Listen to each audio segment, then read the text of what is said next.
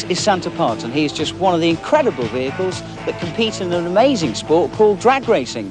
Maggie and I have come down to what used to be an old American Air Force base, just half a mile from Poddington in Bedfordshire. We've come to find out more about the sport. At the moment, Maggie is with world record holder Sammy Miller.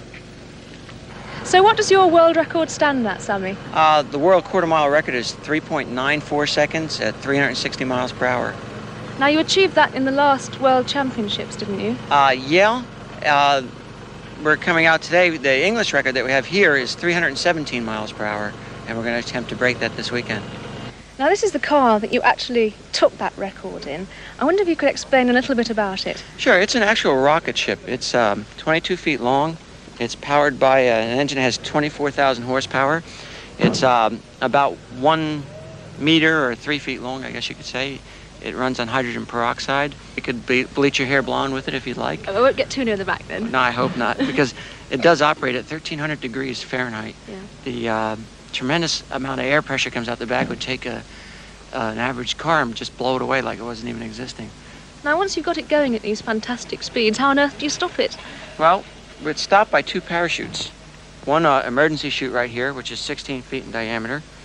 It's made of a nylon material. It's called a ribbon chute because it's like little ribbons. The primary chute is this orange one back here. Now this chute does all the work. It's only 10 feet in diameter.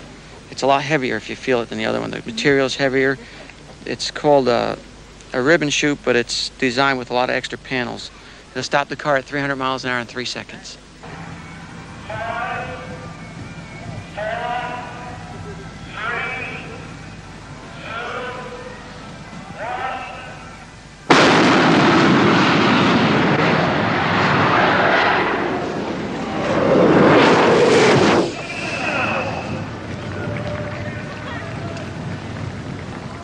Incredible. Current world record holder, Sammy Miller. Amazing car, that. Anyway, with me now to give a bit more background about the sport is one of the organisers of drag racing, and that's Tony Hook. Hello. Hello, Keith. Tell me, where does drag racing originate from? Drag racing is American-based. It came about immediately post-war in the USA. Basically evolved from highly illegal races on the street between the hot rodders of the day. Well, behind us here we've got the actual drag strip, a quarter of a mile long. How do you go about organising the speeds and the timings? We have very accurate electronic timing equipment. At the start line you'll see a sequenced light system which calls the vehicles into stage. When they're both in position they will run. You break a beam at the beginning, break another beam at the end, and your elapsed time between those, the breaking of those beams is your time. Before they actually start on the track, they do a thing which I've heard about and seen actually, is burnouts. That's right. The big vehicles, the high-performance stuff, to get the tyres in a working condition, which is to get them up to working temperatures, make them hot and sticky, give you the best possible grip, we perform a burnout.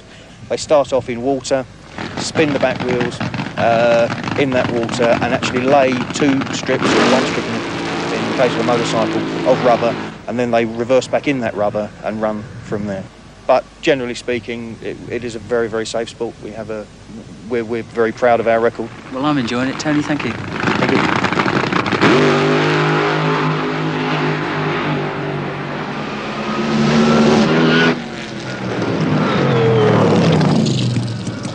It's not just men who are successful at drag racing, and to prove it, I have with me Britain's most successful lady drag racer, Sylvia Hauser.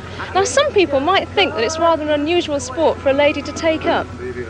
I don't think it's unusual, really. You know, it's a very male-dominated sport, but then I think most motorsport is very male-dominated. But then there are a few of us women that can show their way home, I think. What made you decide to take it up, though?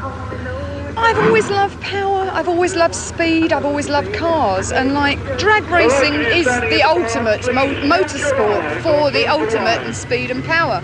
You know, I mean, the car here puts out 700 brake horse, which is the same as a Formula 1 puts out, and I get all that 700 brake horse in my first quarter mile. Well, Keith's going to have a go himself at driving one of these cars later on. I mean, I'm nowhere near brave enough to do that myself, but I don't think I'd ever forgive myself if I didn't have a go at least a ride in one. This is the one to go in. Really? Well, can I see where I'll be sitting? Yes. Let's have a look. Well, it looks just like a normal car inside.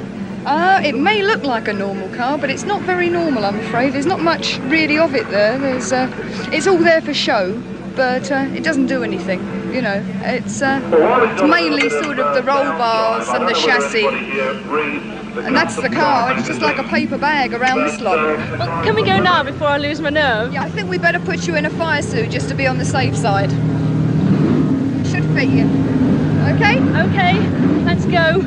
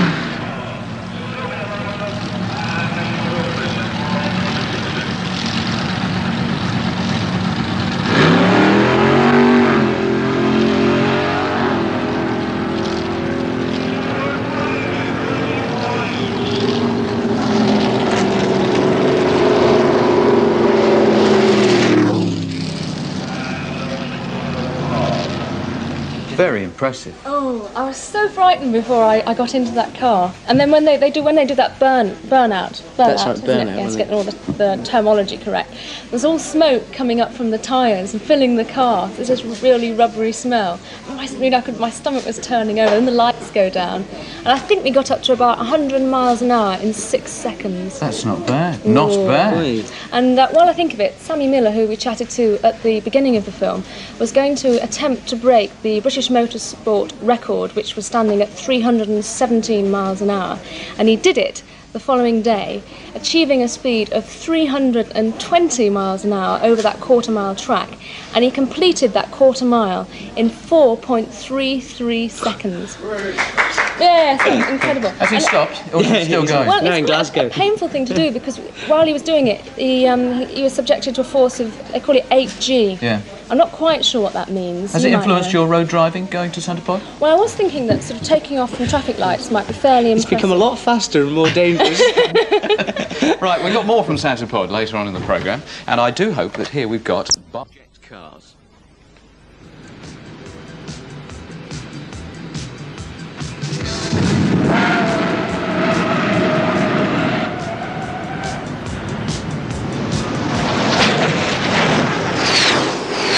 But I've taken my life